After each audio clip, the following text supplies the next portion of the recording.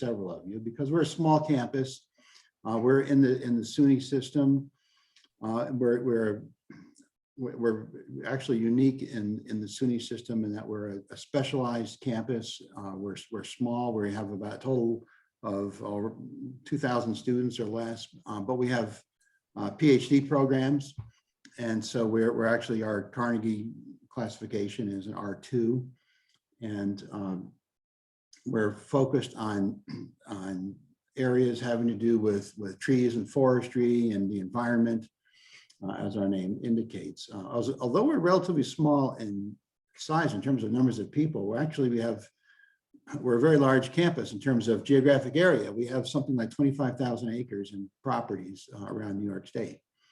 So, okay, enough about the institution. And I guess with that, I will get started. So today I'm going to be talking about, let me just back up a second here, about what I'm calling cryptic pheromones of invasive forest pests. So when I was a PhD student back in the Jurassic, forest entomology had to do mostly with commodity protection, right? It was very applied, and the insects were bad, they killed trees, and trees were good, and trees were worth money. It was kind of the basic idea. And there's nothing wrong with that. It's really very much like in agriculture, right? That, we have pests that damage crops, and that was the same way that forestry and forest pests were viewed. But, well, and actually I worked with my PhD research was with the native bark beetle species. And, but as my career progressed, I increasingly found myself working with invasive pests. And in the northeastern states, although forestry is still a very significant industry, very much of the concern about forests is really more from a conservation standpoint. It's about, we don't want to lose, well, we're very concerned about the ecological impacts of things like, for example, the emerald ash borer, the removal of ash from the ecosystem, and the potential impacts of Asian longhorn beetle and hemlock woolly adelgid and gypsy moth, and the list just goes on and on and on. Although there are these impacts and potential impacts can be quantified in dollars, the ecological impacts are really not quantifiable. And so what I'm talking about today is I'm going to talk about a few different insect species, and what I'm referring to here as cryptic pheromones. And so, I assume since you're all entomologists, you all know what pheromones are. I'm mainly interested in sex pheromones and aggregation pheromones that play a role in attracting the opposite sex, bringing the sexes together for mating. Aggregation pheromones, and the term has been modified somewhat now to separate aggregation pheromones from sex or aggregation sex pheromones, in which case the same sex responds, other individuals of the same sex respond in order to find the resource, not to find a mate so much. But in any event, these are long-range sex pheromones that I'm talking about today that are involved in mate location. And of course, many sex pheromones, they can certainly attract parasitoids and predators, in which case we refer to them as cheromones. And so they're beneficial to the receiving species, the parasitoid, and it's detrimental to the species that's producing the pheromone. And so there can be a great cost to calling out for a mate. And there are many examples of this and throughout the animal kingdom. It's a little bit harder to see in the case of pheromones because we can't see the pheromones and usually we can't smell them. So, but they essentially it's still calling, and it attracts natural enemies. Now, most of my work has been focused on, well, the work I'm talking about here today has been focused on identification of pheromones in invasive species that are causing a lot of damage or will cause a lot of damage, and so these are not species that have been selected because they're good study systems. In fact, they're anything but. And the reason why they're not good study systems, well, there are many reasons. having to do with their biology, but one of the reasons is that these have been pretty difficult from a pheromone identification standpoint. And so you know, the bottom line here is that the reason that, well, I guess this would be a hypothesis, but that, you know, the reason why these systems have been so difficult to decipher, for humans to decipher, is because I think that these insects are really trying to have the best of both worlds. They need to attract a mate. If they don't attract mates, they're going to become extinct. But at the same time, they have to minimize their exposure to their natural enemies. And so there are ways that the different ways that these three systems I'm going to talk about today, where they have accomplished that. All right, so the three systems I'm not going to talk about, they're all been very challenging from a pheromone identification standpoint. The first one is the Asian Longhorn beetle. That's a cerambycid. The next one is the European wood wasp, which is a hymenopteran. It's in the one of the basal families of the Hymenoptera, the Cyricidae, and then the last is Phylornis downsii. There's no common name for that. There's one that I think is being proposed now to ESA, but this is a muscid fly, and it's in a kind of an oddball subfamily of the Muscidae. It's not closely related to the common housefly. So these are the three. I'm going to talk about these one after the other. I'm going to start with the Asian Longhorn beetle. So this is an insect that there's a high potential for invasion by this insect in many parts of the temperate regions of the world. It first turned up in the US in 1996, actually in Brooklyn and Long Island. And all the 5 boroughs have had infestations of Asian Longhorn beetle. It's been in New Jersey, in Carteret, and I think Jersey City, and it's been in Toronto and Chicago, Worcester, Massachusetts, and in southwestern Ohio.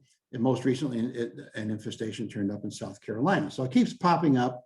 And the reason is because we don't have a good detection system for this. We don't have any systematic way to go out and find where these infestations are. The discovery of new infestations basically just depends on citizens, people finding that they're having problems with trees dying. Occasionally, a couple of infestations. For example, the one in Brooklyn was someone happened to see an actual beetle in one of the, sorry, not Brooklyn, in Manhattan, in one of the parks. And so once an infestation or some beetles are found, then intensive surveys are done to delimit the infestation. And there's no good system for this. This relies entirely on visual surveys, either crazy young guys climbing up in trees with ropes and so forth, and looking for searching the surface of the bark, looking for the insect, or using bucket trucks to get up into the bark to find the scars on the bark that these insects leave. And so there's a lot of bark surface area on a tree, and there are a lot of trees. So this means that there's a lot of false negatives. It's very difficult to determine which trees are infested. So once a tree is found that's infested, it's cut down, it's run through a chipper, and everything, all the tree and the insects are all destroyed. And then there's systemic injections of imidacloprid given to the surrounding trees to make sure that there's no residual population there. It's been a super expensive program, way into the hundreds of millions of dollars, but it's probably approaching $1 billion in control by now. It's still under eradication management, but if we're going to really beat this thing, we need to have some more effective tools for control. We need better detection, and we need better control, actual population suppression. So here's the distribution of ALB. It's not the greatest map. It colors in political regions, so it looks like all of Ontario was infested. That was just the city of Toronto, and that's been removed. But it's also popped up in various areas in Europe. It's native as well as in Scandinavia, and it's native to China and well, East Asia. It's also in the Korean Peninsula and the Russian Far East. And it's basically the temperate regions of the world where there are hardwood forests are the regions that are at risk for this thing. And it's a serious tree killer. It has fairly typical longhorn beetle life cycle. The females leave these niches when they use their mandibles and create these niches in the bark, and then they deposit an egg under the bark through that niche. The larvae develop initially in the phloem and cambium of the tree, and then as they mature, they migrate into the xylem layers, and they tend to occur in relatively large numbers. You know, 1 or 2 beetles won't kill a tree, but when there are hundreds of thousands of beetles in a tree, they basically destroy the vascular tissue and weaken the tree. The tree can break off, and ultimately the trees always die. And then eventually the beetles leave these relatively large emergence holes.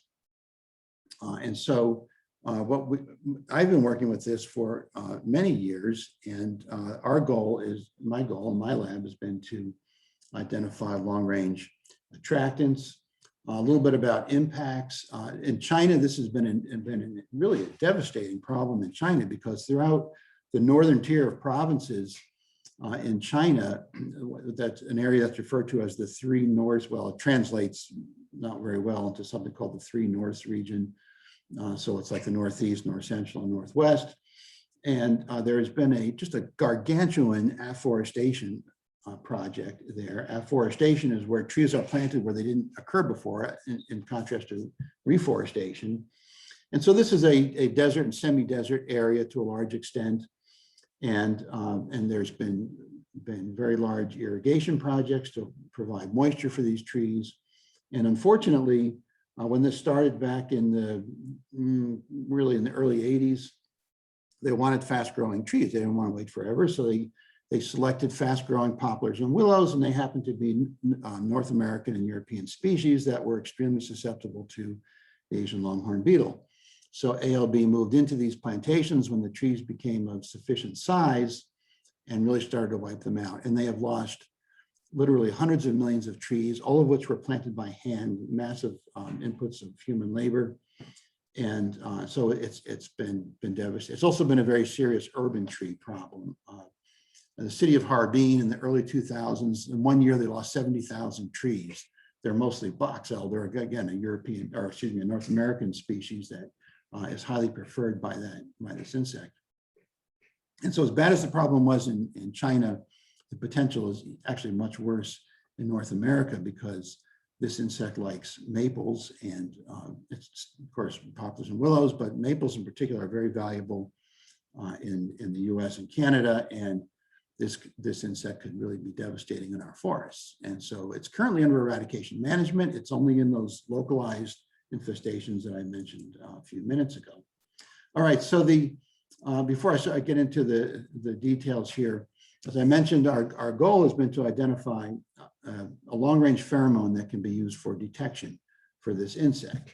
When we first started this project, well, this started out somewhat slowly back in the late 90s, after the first infestation was discovered. And really very little was known about longhorn beetle pheromones, mainly due to the work of Jocelyn Miller and Larry Hanks. That's changed considerably, and we have many, many pheromones known, but they're mostly in the subfamily Cerambycinae. ALB is in the Lamiinae, and a different subfamily, and we've got a few good pheromones in the subfamily, but we just don't understand chemical ecology, and particularly pheromones in the Lamiines like we do in the Cerambycines and some of the other subfamilies. So, there has been, I'm going to focus on the work that we've done in my lab in the interest of time here. So there has been a male pheromone identified, but it really doesn't catch anything. It's not, occasionally you catch an insect with it, but it doesn't really, it's certainly not attractive enough as a long-range pheromone to be used in management programs.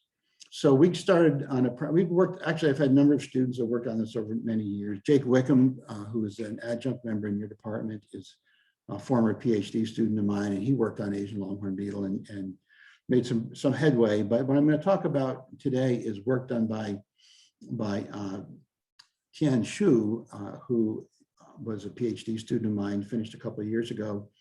And Tian did really, I think, some real breakthrough work on ALB pheromones. So this basically just, this slide shows some basic behavior here. Look, this is olfactometer assays, Y-tube olfactometer assays. So here we have at the top, we have female plus sugar maple. The Asian longhorn beetle, or sorry, striped maple. They love striped maple. It's like, you know, chocolate ice cream with a cherry on top or something. And that's their preferred host. And generally speaking, we do know is that the pheromone behavior involves hosts. So we do all these experiments with host volatiles, most of them at least. So here we have the female plus striped maple and male plus striped maple. And these are a number of males that are responding. And so we have a significant preference towards the females. Down here, we have the female plus striped maple versus striped maple alone. So the female adds something to the striped maple that the males do not. We have aeration, that is headspace volatiles. Again, so we can trap the attractant volatiles in our adsorbents. We've done genitalic extracts, GE. Again, it's always the same thing, that the males are attracted to the females plus the striped maple. So we have good behavioral evidence there that there's a female produced pheromone. And it appears to be related to this behavior of extruding the tip of the abdomen, the genitalia in the female.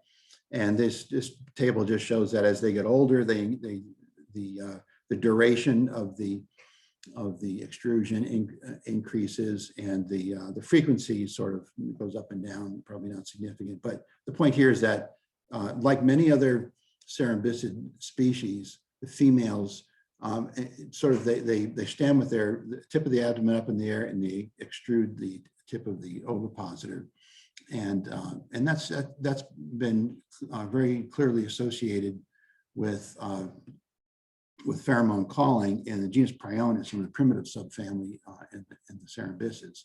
So we thought, well, this looked like pretty good evidence for female-produced pheromone. And here we have GCEAD traces. So we have on the top, well, on the bottom, we have, this is the GC trace of the female extract. And on the bottom, these are genital extracts. So we basically just clip off the tip of the ovipositor and extract it in solvent. And then the bottom, we have the male. So you can see there are differences between males and females. In the top, we have the antennal trace. This would be a male antenna responding to either male or female compounds. And you can see that there are 7 compounds here. And of course, you know, and chemical ecologists like to show GCEAG traces, and they say, well, this is a typical GCEAD trace. And of course, it's always the best one that they got. But in fact, these are very repeatable responses. So, really the key thing here is this one really big peak, this number 2 peak here that you see is very, very small in the males, but very large in the females. And it elicits a very substantial antennal response. And that compound turns out to be, and that compound number 2 is alpha-longipinine. And these other compounds that also elicit antennal responses and appear to be somewhat female produced, although they're always produced at least to a lesser extent in the males. But they're also, these are all sesquiterpenes, so 15 carbon, typical plant compounds. We don't really think about sesquiterpenes as being sex pheromones. Here we have some results of bioassays looking at the alpha-longipinine, and so there are different dosages, and DCMs, dichloromethane, is the solvent that we use, and that Tian used. And so we have different replicates. We have doses, increasing dosages here, going from 12 nanograms up to well, 120 nanograms. Sorry, 1.2 nanograms. No, it's 12. Anyway, so we see that we have increasing levels of response to different dosages of alpha-pinine, or alpha-longipinine, and And then on the those are the male responses to the female pheromone, but we also have females responding. And so these are our again our Y tube olfactometer responses. So it looks like, and this is the commercially obtained material. I don't know if it was synthetic, if it was purified from a natural source, which is more likely because sesquiterpenes are difficult to synthesize. So it appears at the bottom line here is that we have behavioral evidence in the lab that this major component produced by females is attractive. And so we did field tests in Anhui province in China, because ALB is under eradication management in the United States. There aren't very good populations, and you get in the way of the operations people if you're setting up traps. So we go to China, where there's plenty of Asian longhorn beetles. And so it turns out here that we have 5 milligrams of alpha pinene alone. This blend 1 is alpha pinene plus alpha cubabine and beta caryophyllene, 2 other internally active sesquiterpenes. They seem to catch more beetles, but not a statistically significant number. But this was a very big difference from the controls. And all these compounds were dissolved for the lures in isopropanol, which of course was the control. And we're catching both sexes. Didn't seem to be a strong sexual preference one way or the other. So it seems to be functioning as an aggregation pheromone. Here, this is just a dose response test in the field of alpha longiopinene. And once we hit the 5 milligram level, then we get significantly more attraction compared to the controls. Going to 25 milligram doses or loads in the lures didn't make any difference. So there's no point in adding more unless you just want a lure that will last longer, as long as it doesn't all evaporate quickly. Just more field tests here looking at some of the other components. So we have a few different blends here. So these other components in this test were, so linalool oxide is a compound that is internally active. We didn't show that, but we've known that for a long time, and we could never really show any attraction. Cis-3-hexene-1-ol is a green leaf volatile, and we've shown that to be attractive in the past, mildly attractive. And then we have some of the other terpenes that are internally active. Then we have hexadecanal. This is hexadecanal, actually is a compound that Jake Wickham identified in his dissertation research. And so we combined that with our most attractive component. And we also combined alpha longiopinene with the male pheromones, which there's an aldehyde and an alcohol in there. These are ethers. And what happened was that the most attractive blend was the one that had everything in it, although, and then also blend 3, which had the hexadecanal, that was the compound that Jake Wickham identified, was also significantly more attractive than the control. But the other compounds, particularly the really interesting thing here is that the male produced compounds, which have actually been used operationally, although they don't work very well, that actually seem to reduce the trap catch compared to the female produced compounds. So those were, so these aren't huge numbers of beetles, and there's certainly more work to do in terms of optimizing the lure, getting all of the sesquiterpenes in the right ratio and the right release rate. Sesquiterpenes are also difficult to work with because they're very expensive, probably too expensive to use operationally. On the other hand, we don't know that we have to have the high purity that we get with the very expensive materials that we use in our research here. So, we're hoping that that at some point someone will, at the commercialization stage of this, will find less expensive sources of alpha pinene that are alpha longiopinene that are sufficiently attractive to use operationally.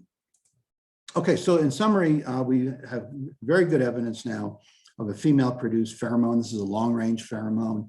It is, I will also point out, more attractive than anything that has ever been reported in the literature before. This is far and away the most attractive pheromone, and there, I haven't had time to review all the work that's been done on pheromones and ALB, but there have been a number of compounds that have been reported, and none of them really work very well. But these are the most promising results in both the lab and the field. These compounds are all sesquiterpenes, mostly alpha-pinene. And now here's the thing, sesquiterpenes are typical plant compounds. And so, so clearly, I think many chemical ecologists have been misled by this, have been looking for other kinds of compounds, particularly like those ethers that the males produce, and some of the other lamines, actually, like in the genus Monocamus, they also produce an ether with a similar structural motif. And so we've been really looking for the wrong things. We tend to, if we're looking for a pheromone, not looking for host attractants, we're not going to be looking at the sesquiterpenes. But by paying more careful attention to our own data, we found that, in fact, the beetles are using these sesquiterpenes as pheromones. Where they get them from, who knows? But a follow-up paper that we published, was part of Jan's dissertation research, showed interestingly that female production and release of alpha-longipinene goes to almost zero once they get mated. So they're producing this, the virgin females produce this compound, but as soon as they're mated, they shut it off, which is very characteristic of many insect female-produced pheromones. And so, so the other thing we might wonder is, well, why would these insects pick typical plant compounds like sesquiterpenes to use as pheromones? Well, Asian longhorn beetle, like most herbivorous insects, have many parasitoids and predators, and they have to try to avoid those. And so if they use a unique combination of sesquiterpenes, they should be able to trick their natural enemies into thinking that they're sensing a plant. And of course, there's been well known for a long time that parasitoids often use these tritrophic level signals where the compounds that are induced in the plant by the herbivore then attract the parasitoid. But we've done those experiments, and alpha-pinene is not induced by mechanical damage or by male ALB feeding. We only get it from females. We get it when we collect headspace volatiles of females feeding, or if we collect from the ovipositor itself. Okay, so the next one I want to talk about, the next sort of a cryptic pheromone is the European wood wasp. It's widely known as the European wood wasp, although apparently this is not an official ESA common name, and most people just refer to it as Cyrex. It's the genus Cyrex, and the species is Noctilio. This is another wood-boring insect. It's a hymenopteran, but is a wood borer. And it was first detected in the US in 2004. This is a photograph from Southern Australia, South Australia, and shows massive tree mortality. Part of that is associated with the high planting density that you can see in this photograph.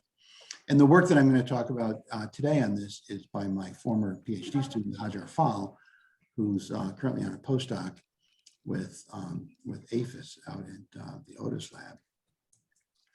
So this is the distribution of Cyrex noctilio. The green is its native range from North Africa all throughout Europe, Scandinavia, and through across Asia to at least to the Russian Far East, the Kamchatka Peninsula. It's recently, I put this purple star in here. This was not in the original source. It was just a few years ago. It was discovered in China. We have it in the northeastern US. It was discovered actually pretty close to Syracuse, New York in 2004. But it's been for many years, for many decades, it's been a very serious pest in Southern Hemisphere countries, Argentina, South Africa, Australia, and New Zealand.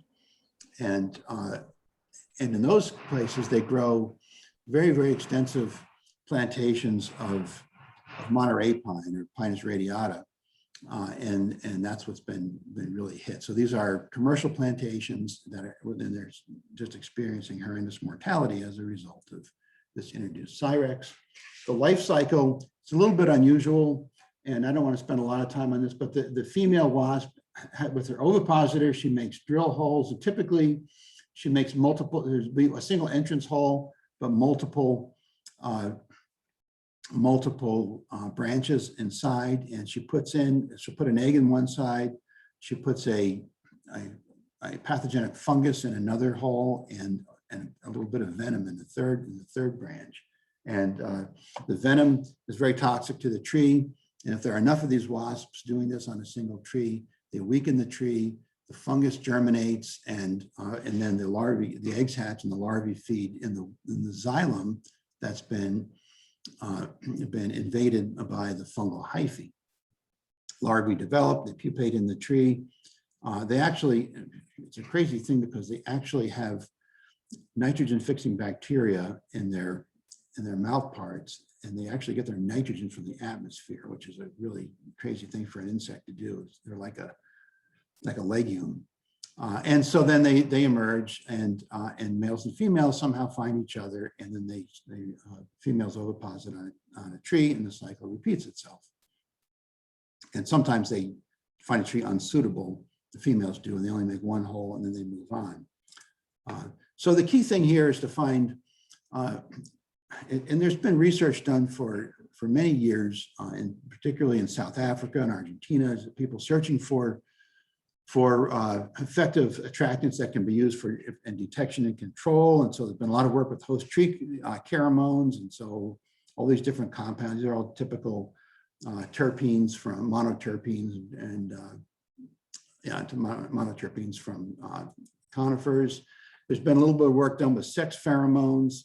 There was work done by Miriam Cooper Band with aphis, and she identified a male egg-produced aggregation pheromone, but found that while it was attractive in wind tunnel bioassays, it was not attractive in the field. And then work by Catalin Borowski, while she was working with Jim Tomlinson at Penn State, identified contact pheromones. And she also did a beautiful analysis of all the cuticular hydrocarbons in both males and females as part of that study. So the interesting thing about these cyrrhizids is that they're in it's a basal group in the Hymenoptera, right? In Hymenoptera, we have Apocrita, and then all these other families here, and these other superfamilies and so forth. These are what are grouped together in what we call the Symphyta, which is a paraphyletic suborder. But here's the interesting thing. In this group, in the tenthrodinids, pamphiliids, and cephids, there are these three species I have listed over here. The females produce pheromone by the environmental oxidation of cuticular lipids, particularly alkenes. So of course, the cuticular lipids, usually referred to as cuticular hydrocarbons. It's really not a good term because their lipids is better. In fact, not even all the compounds that you find in those extracts are lipids. But these insects, and this is work that was done going back to the early 80s, work done by Bob Bartelt. And these three families, there are species that where this has been documented very clearly.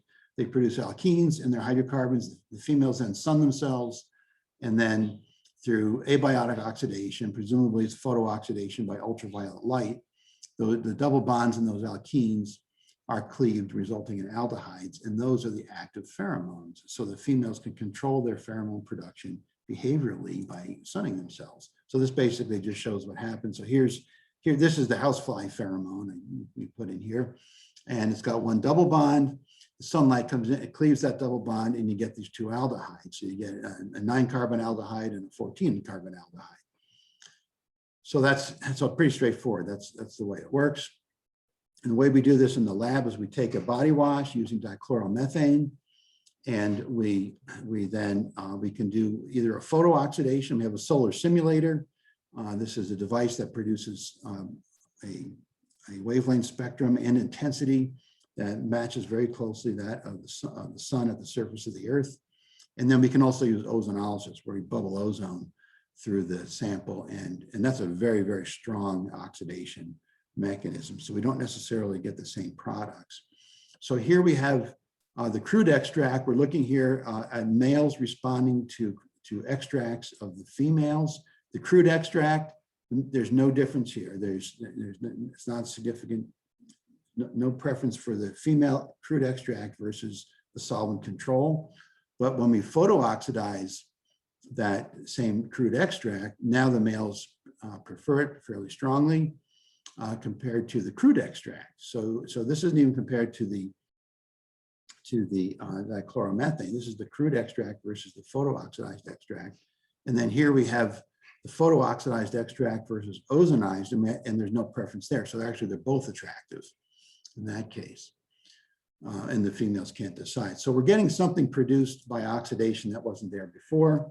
So we go back to the GCEAD and we find, so here we have traces that show, well, we have the crude extract, the ozonized extract, and the photooxidized extract.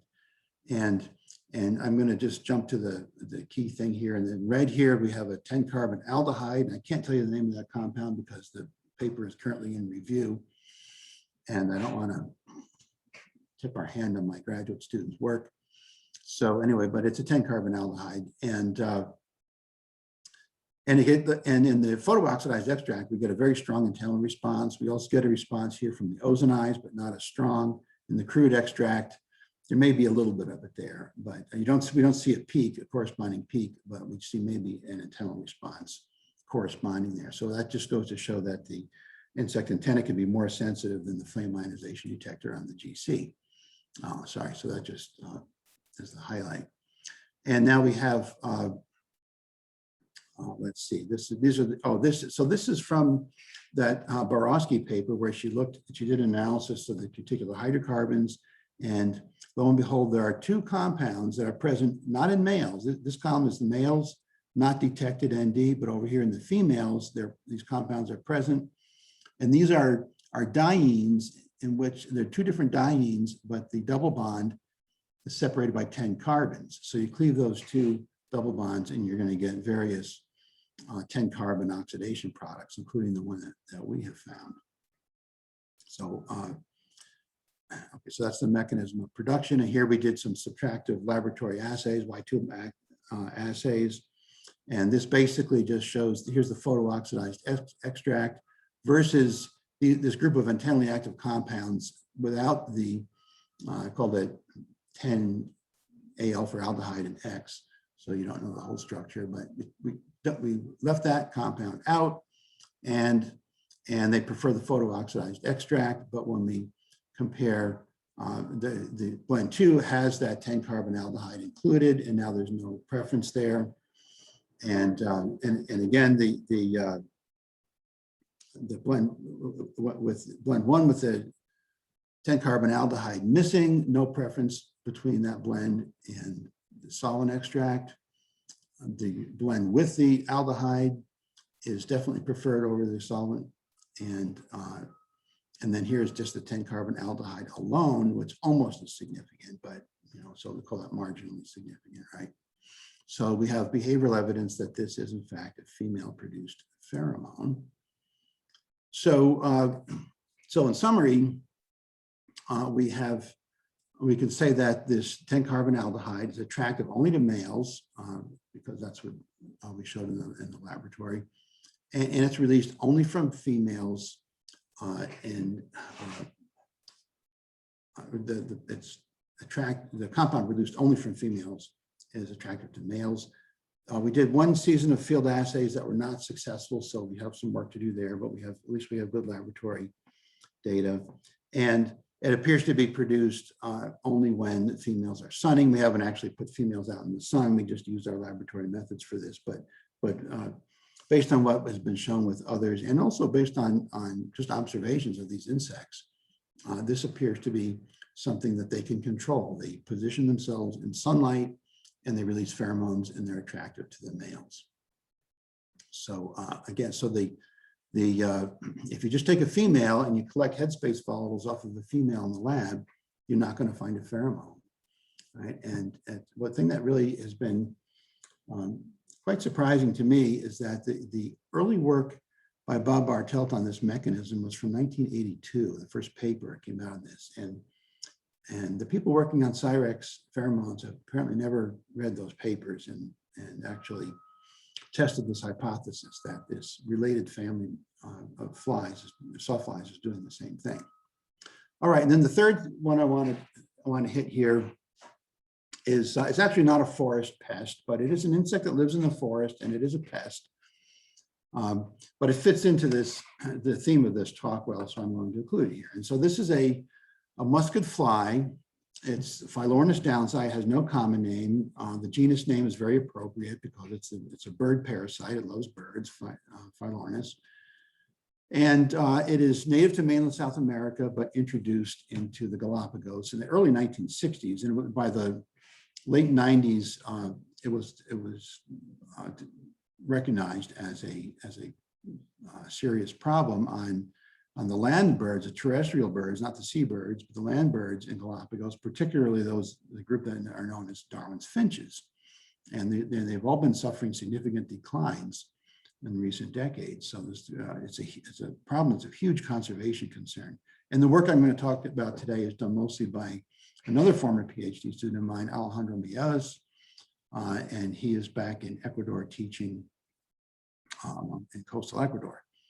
So, okay, so the impacts on birds, well, the larval stages, so it's the larvae that are the parasite, not the adult flies. The adult flies are actually harmless, but the larvae, the female parasites lay their eggs in the bird nests, and they're able, and the interesting thing about this is they're somehow able to know right when those eggs are hatching. You know, these birds are nesting up in the canopy in the forest, and how do those flies know?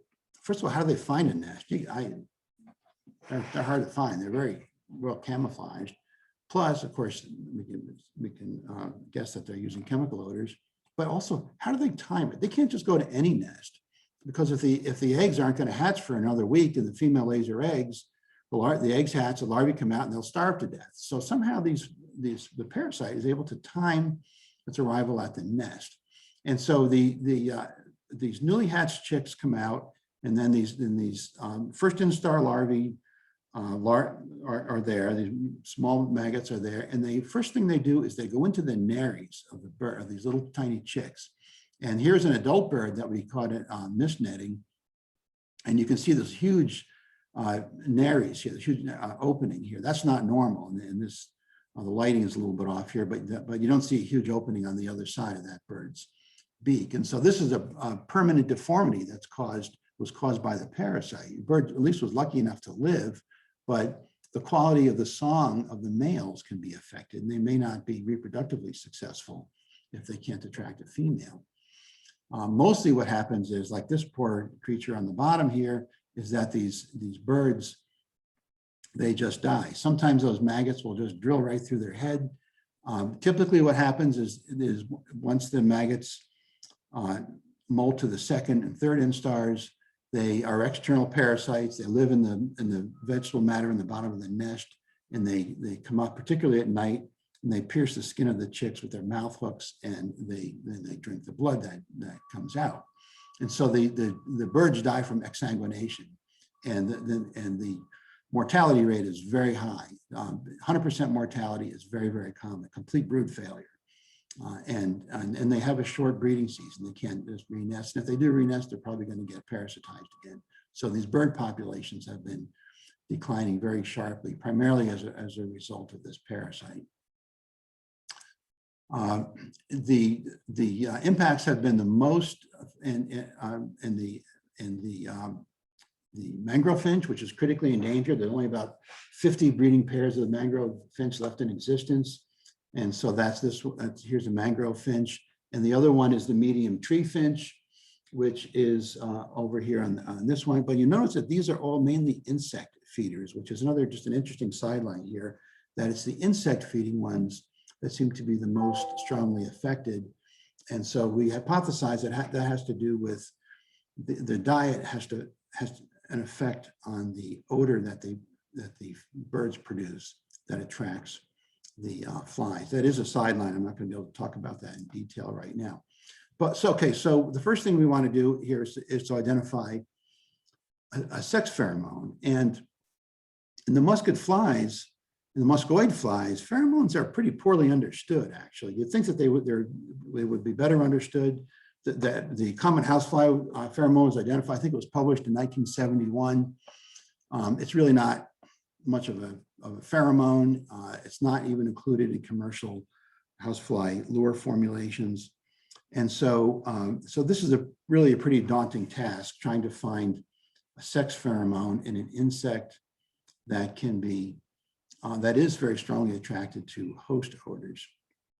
Okay, so we devised this kind of a trap. This is a ball trap. It's a modified McPhail trap. The nice thing about these ball traps is they have this fitting on the top for putting lures in, for trapping fruit flies. But what we did is we took the lid of that off and we put in a glass tube here that we could then put with the top on it. We could put a fly in there with a little bit of food. So the volatiles from that fly, we could put in male flies and some, and females and others. Those volatiles can get out the bottom of the trap, and that's how the flies get in. The wild flies come in through the bottom of the trap. So, so we devised this, and actually, and so we set up this experiment where we had some with males, some with females. They all had papaya juice, which these flies feed on. You can catch the flies with papaya juice, but we wanted something that's stronger than that. And so here, papaya juice alone is not very attractive.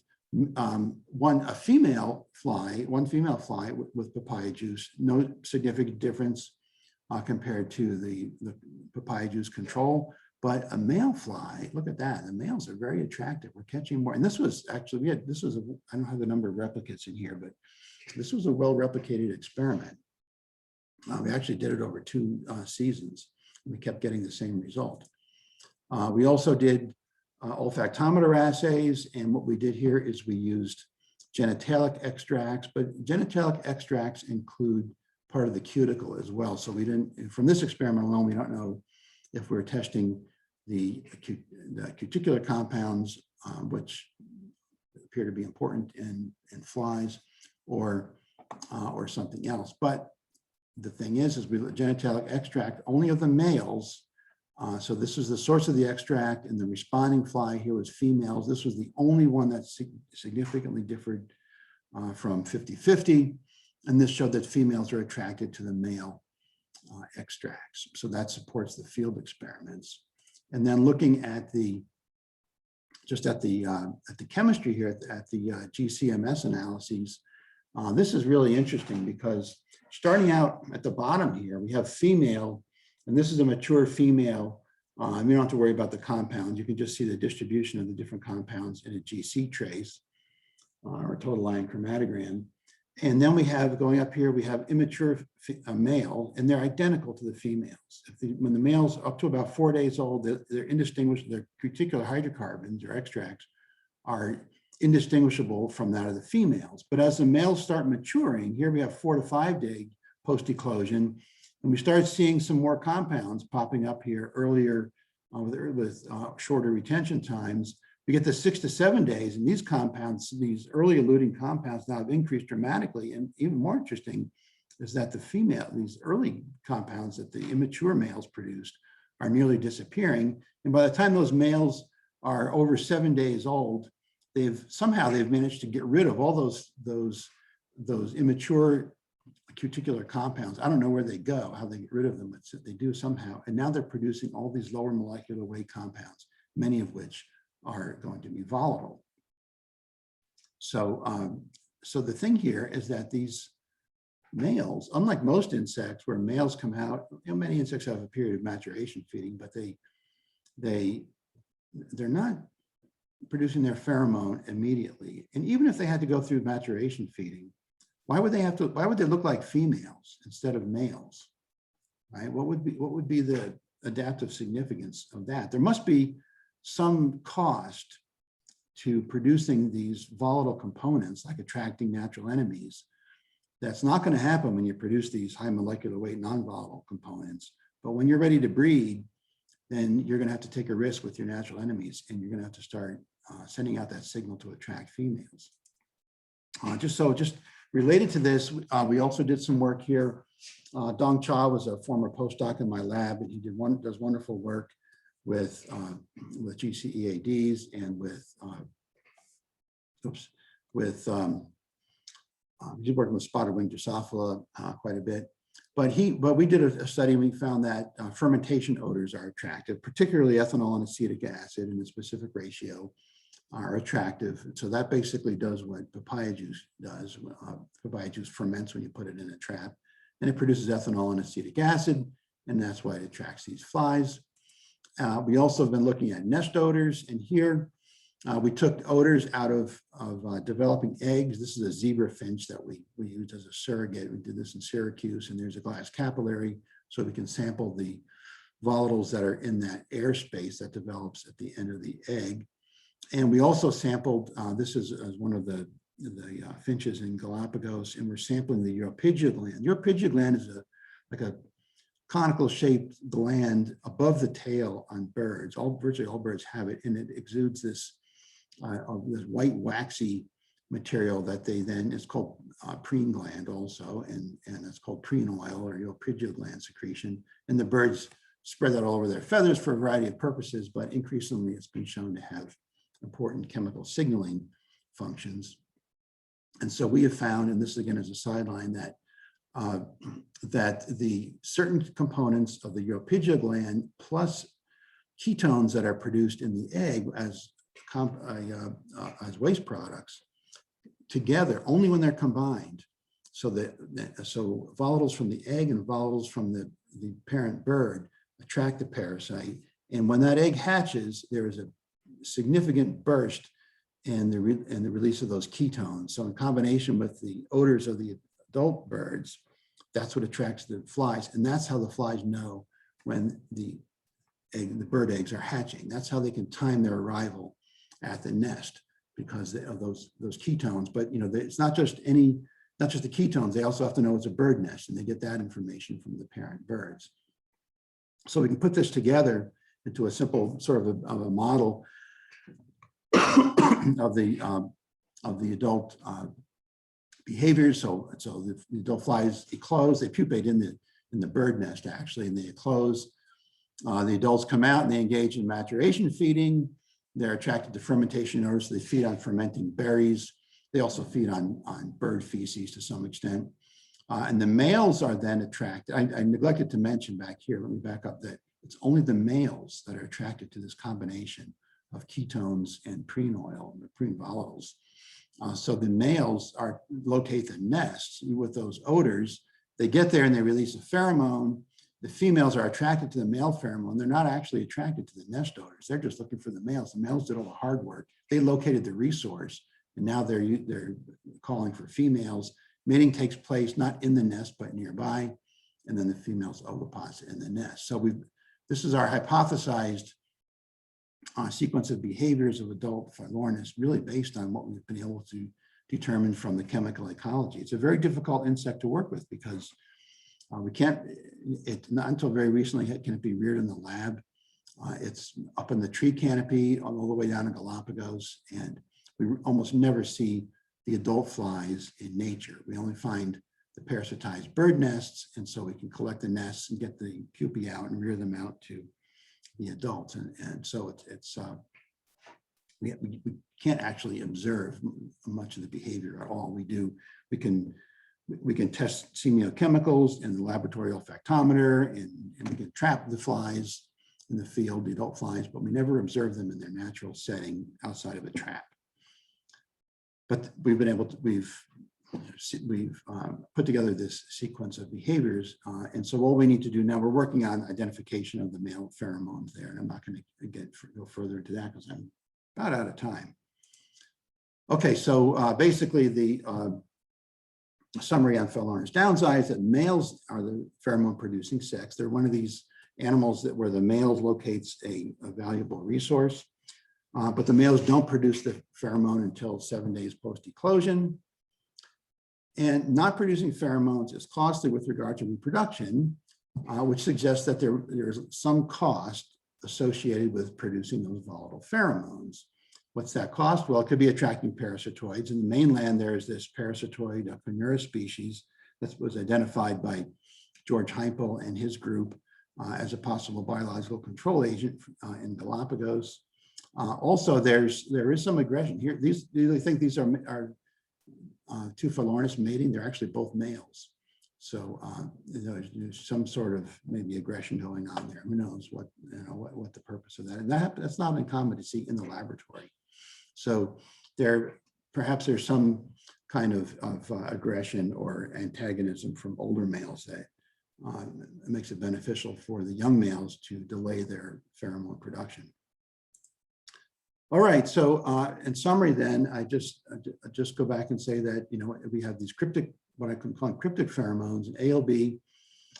They're cryptic in the sense that these are typical plant sesquiterpenes. In Syrinx noctilio, those females can be selective about when they produce the pheromone. They're not going to produce the pheromone on cloudy or rainy days, but they can turn that on and off behaviorally. And in Pheromones downside, it appears to be a developmentally controlled phenomenon, but it is definitely the males delay production of pheromone in attraction of the females. And in all of these, I only talked about parasitoids in the last one, Pheromones, but of course they all have long lists of parasitoids and predators. And lastly, I just want to cover some acknowledgements here. So the Syrinx noctilio work was funded by the Forest Service and McIntyre Stennis program. And a few folks that helped us out with chemistry and other aspects of the project. ALB was funded by the Alphawood Foundation in Chicago. Ann Hayek provided us with beetles, which she had a breeding colony, and then our extremely helpful and wonderful collaborators in China. We couldn't have done this work without them. For Lornis, we have funding from International Atomic Energy Agency of all places, Helmsley Charitable Trust, Galapagos Conservancy, and Charles Darwin Foundation. So this international work especially requires a lot of in-country collaborators and certainly financial support because it's all expensive. So I packed a lot in there. I apologize for going kind of fast, but I think I can take questions now if there are any. Thank you, Stephen. Well, that's really diverse talks. Any questions?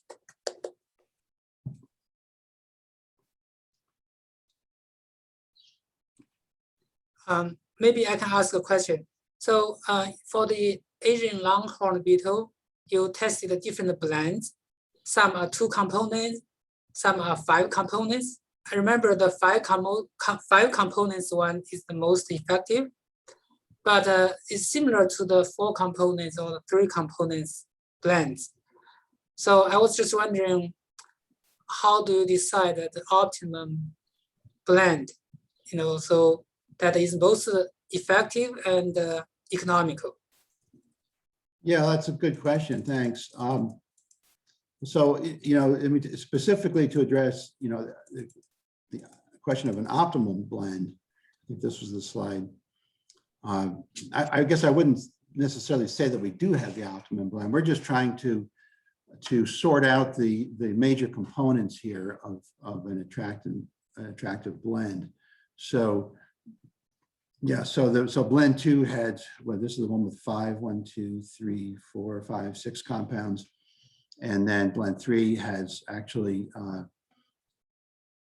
both have alpha-longiopinene, but then hexadecanal is not present here. So basically what we were doing here was just to see if we could, it was kind of an attempt really it was a shot in the dark, I guess, to see if we could get something that was really super attractive by combining the new compound that we had identified with some of the previously identified semiochemicals in ALB. And maybe the hexadecanal was part of that, but we really expected, what we really thought was that by combining with the male pheromones, we maybe get some good attraction, but we didn't get that at all. So in terms of developing an optimal lure, we're certainly not there yet. There's a lot more work to be done, and unfortunately, I'm done with Asian Longhorn beetle. Well, fortunately and unfortunately, I worked on it for a long time. And you work on something for long enough, and you want to move on.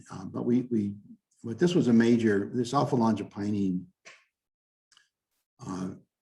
discovery is a major breakthrough, and actually, there's other work that has shown that in this group and in the congener Anaplophora chinensis, sesquiterpenes are also very important there too. So it appears to be that sesquiterpenes are play a key role in this group of lamieines. So I think we're closing in on a lure that can be useful for operational use, but we definitely have some more work to do to optimize this. Okay, thank you. Sure. Well, I thank everyone for listening to me for so long. I'd hoped that I wouldn't take quite so long, but Any other questions? I know that some people will ask later, for during the one-to-one meetings. The students will also have opportunity after this. right. So if not, then we'll end. And thank you, Stephen, Thank for you. the excellent seminar. Okay, My so pleasure. yeah, we'll continue to discuss with students. Okay, so then I will leave now. No, you can continue here. No, You want me you to actually stay here, but Here. let's take a 5 minutes break. Okay. Okay. Yeah. Very good. Yeah. So the students will continue to discuss with you. Okay. Okay.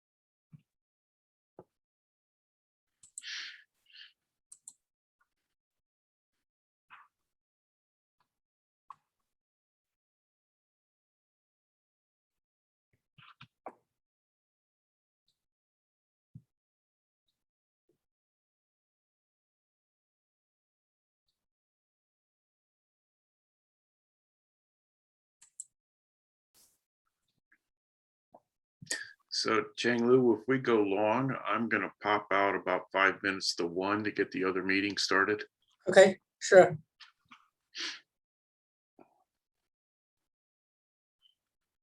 Very interesting seminar. Yeah, very diverse subjects. Super. I thought that the longhorn beetle pheromone was also studied by USDA. You know, down in Maryland. It could have been. I don't know, to be honest with you.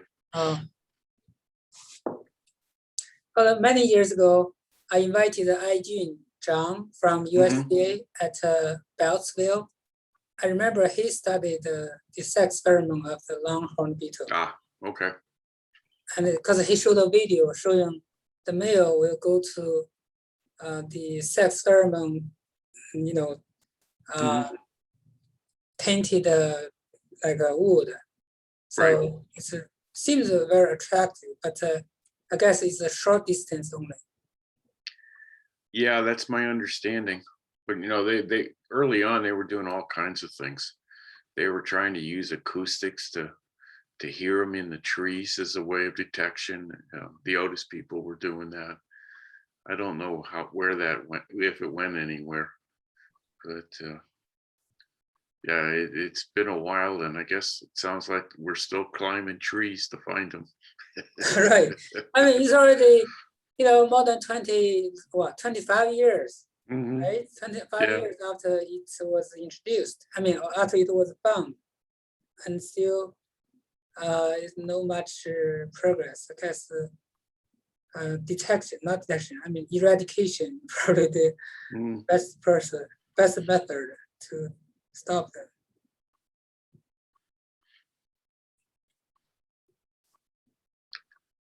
So I guess Stephen must not be back yet.